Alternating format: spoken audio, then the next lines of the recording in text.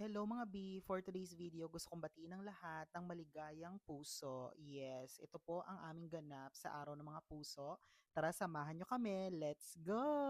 Sa araw na yan nga pala ay naisipan namin na mag-picnic o mag-lunch mismo sa isang park na kung saan ay hindi ko pa talaga napupuntahan. And at that time, very excited ako kasi sabi ko sa kanya, gusto ko magamit yung nirigalo sa akin ng Christmas ng kapatid mo. So pumunta tayo ng park. Sa totoo lang, marami talaga siyang plano para i-celebrate yung Valentine since ito nga yung first time namin together. Pero ako talaga sinabi ko na sa kanya na mas gusto ko dun sa konti lang yung tao kasi tahimik. Siguro kasi nga, ayun, alam niyo naman, 30 na tayo. So, iba na rin talaga yung mga pitik natin sa buhay. At nagpasalamat naman ako talaga sa Diyos dahil napakaganda ng weather that time. Hindi siya masyadong mainit, hindi rin siya masyadong malamig. So, perfect talaga siya for walking. Tapos alam nyo ba, habang naglalakad kami dyan, Diyos ko, muntik pa siya maging kwento kasi nga, padalos-dos itong dinaanan namin. So, ayun, for the hirap siya ngayon. Pero sabi ko sa kanya, hayaan mo na, regalo mo na sa akin yan. So, ayun na nga, nakakahinayang kasi hindi ito yung ina-expect ko na itsura niya. Kasi akala ko marami pa siyang tubig. Pero ayun, day, kita nyo naman, tuyong-tuyo talaga siya. So, sayang. Kasi na-expect ko na sana kung may tubig siya, kagaya nung isang park na pinuntahan namin, baka mas marami akong makitang ibon o mga animals diyan. Kaso, ayun, wala nga. Pero syempre, dahil ayaw natin masirang araw na ito, ay nagpatuloy lang kami sa aming paglalakad. Sabi ko, hayaan mo na, baka may makita tayo. At ayun nga, may nakita kami ditong isang ibon. Yes, nakakatuwa.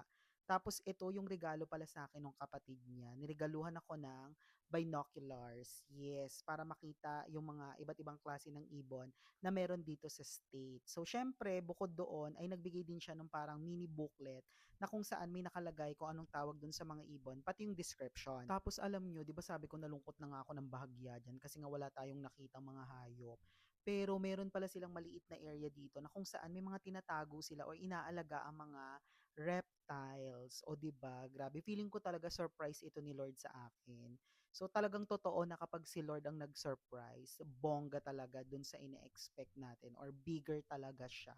Kasi nawala na tayo ng pag-asa, pero tingnan mo naman, 'di ba, may ganitong area pala sila. Nga pala, taxidermy yung tawag sa proseso ng pagpe-preserve na ganyan. O 'di ba, panibagong kaalaman, charing. At sa kabilang side naman yan ay makikita natin ang paborito nating Mars, ang ahas na ito, charing. Ang tawag sa snake na yan ay yellow rat snake.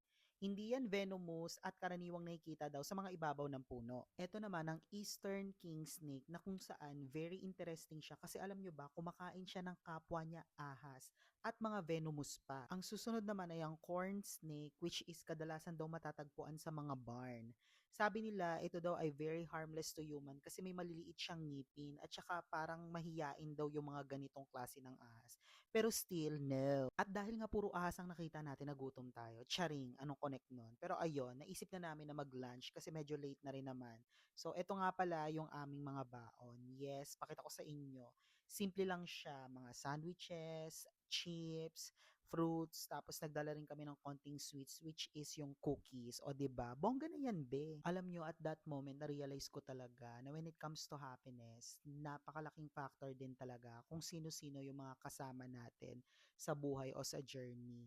Napakahalaga na pipiliin talaga natin yung mga tamang tao na makakasama natin kasi mararamdaman natin yung totoong happiness. Yung tipong kahit gaano kasimple yung ginagawa ninyo ay mararamdaman mo na may meaning siya at mahalaga. Kaya advice ko lang, choose your partner, guys. Malaking bagay yon. Some of these berries are sweet, some are not. Right. But this one is really healthy for the kidney. I told you how to check them. Hmm? I told you how to check them. What do you mean? I think it's like if you put them in water, the ones that Oh yeah. The I ones guess, that is like I think it's the floating. ones that float. I can't remember if they're the ones that are sweet or the ones that are sour. After no, nagpahinga lang kami ng mga 10 to 15 minutes and then pack up na tayo, guys. At tulad ng mga sinasabi ng mga matatanda, kung paano mo nadatnan, ganun mo rin dapat iwan. So malinis dahil responsible tayo, ganun. After noon ay nag-decide kami na pumunta ng Lowe's kasi napakahilig po nito sa orchids at halaman.